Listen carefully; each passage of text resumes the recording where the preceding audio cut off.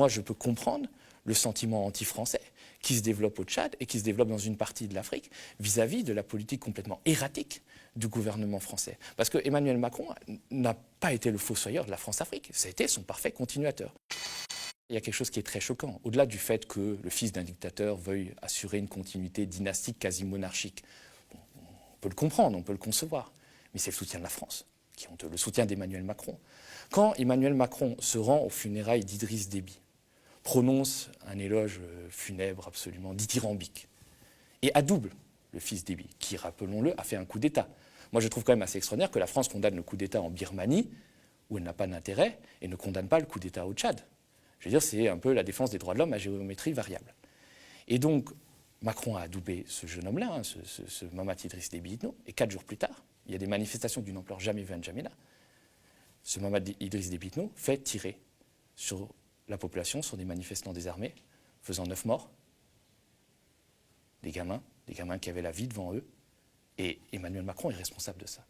Emmanuel Macron a leur sang sur les mains. Parce que quand on vient adouber un dictateur et que 4 jours après, même pas une semaine après, même pas un mois après, il fait tirer sur son peuple, on a notre part de responsabilité. Alors, Emmanuel Macron a beau jeu de condamner la répression, de pousser des cris d'orfraie, il est responsable de ça, avec Jean-Yves Le Drian aussi, qui est ministre des Affaires étrangères et qui s'est toujours déclaré être l'ami personnel d'Idriss Déby, qui est un peu le super ministre de l'Afrique, qui a toujours permis la continuité de la France-Afrique, soutenu les dictateurs, même quand ceux-ci commettaient des crimes ou truquaient les élections.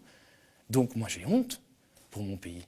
J'ai honte pour mon pays d'avoir cautionné cette mascarade et d'avoir permis, en fait, d'avoir donné carte blanche au fils Déby pour qu'il tire sur son peuple.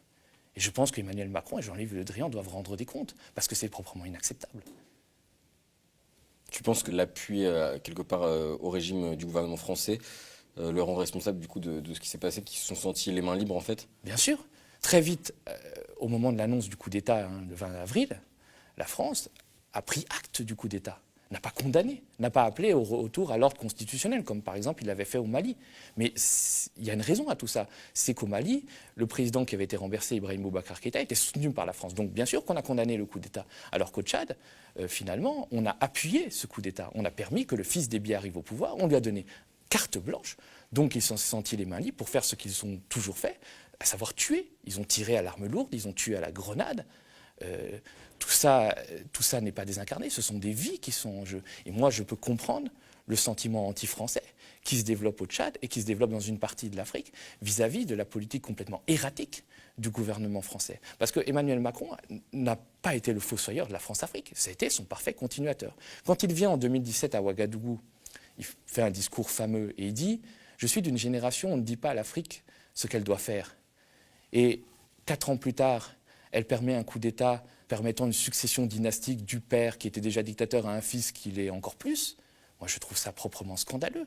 Donc je comprends ce sentiment-là, qui n'est d'ailleurs pas dirigé contre les Français, contre les simples citoyens, mais qui est dirigé contre un État qui finalement n'a plus de boussole que celle de la réelle politique et de maintenir son précaré, parce qu'évidemment, la France considère ses anciennes colonies d'Afrique francophone comme son précaré, et on maintient un système qui est terrible pour les peuples, parce qu'il les maintient dans la misère et il les maintient dans la peur.